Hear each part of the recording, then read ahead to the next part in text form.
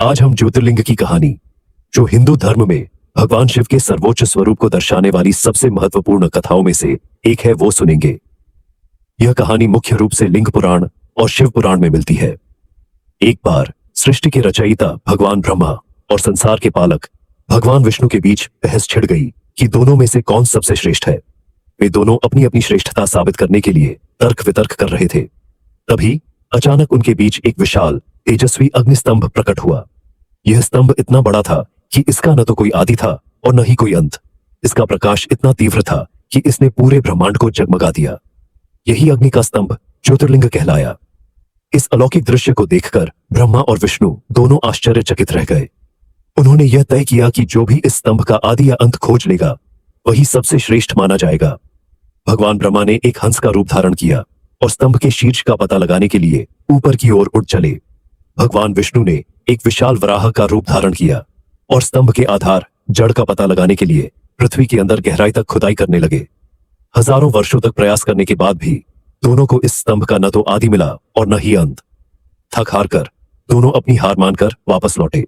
ब्रह्मा का झूठ और शिव का प्रकट होना। जब विष्णु वापस आए तो उन्होंने ईमानदारी से स्वीकार किया कि वे स्तंभ के आधार का पता नहीं लगा सके। हालांकि ब्रह्मा ने लौटकर झूठ बोला कि उन्होंने स्तंभ का शीर्ष पा लिया है। सबूत के तौर पर उन्होंने केतकी फूल पेश किया और दावा किया कि यह फूल उन्हें शीर्ष पर मिला था। केतकी फूल ने डर के कारण ब्रह्मा के झूठ का समर्थन किया। उसी क्षण वह अग्निस्तंभ फट गया और उसके भीतर से स्वयं भगवान शिव प्रकट हुए। उनका रूप एक शानदार उज्ज्वल प्रकाश था जिसने पूरी सृष्टि को भर दिया। शिव ब्रह्मा के झूठ और केतकी के फूल के गलत गवाही देने से बहुत क्रोधित हुए। भगवान शिव ने अपने क्रोध में घोषणा की, ब्रह्मा ने झूठ बोला था, इसलिए उनकी पूजा मंदिरों में नहीं की जाएगी। उन्होंने केतकी फूल को भी शाप दिया और केतकी के फूल ने झूठ का साथ दिया था, इसलिए केतकी के फूलों की पूजा में उपयोग पर प्रतिबंध लगा दिया। इसके विपरीत शिव ने विष्णु की उनकी ईमानदारी के लिए प्रशंसा की और घोषणा की कि उनकी हमेशा पूजा की जाएगी।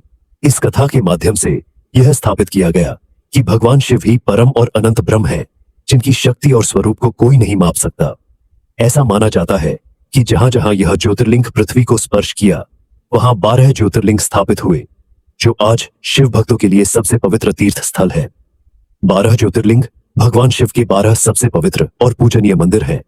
इन सभी को शिव के प्रकाशमय और अनंत स्वरूप का प्रतीक माना जाता है।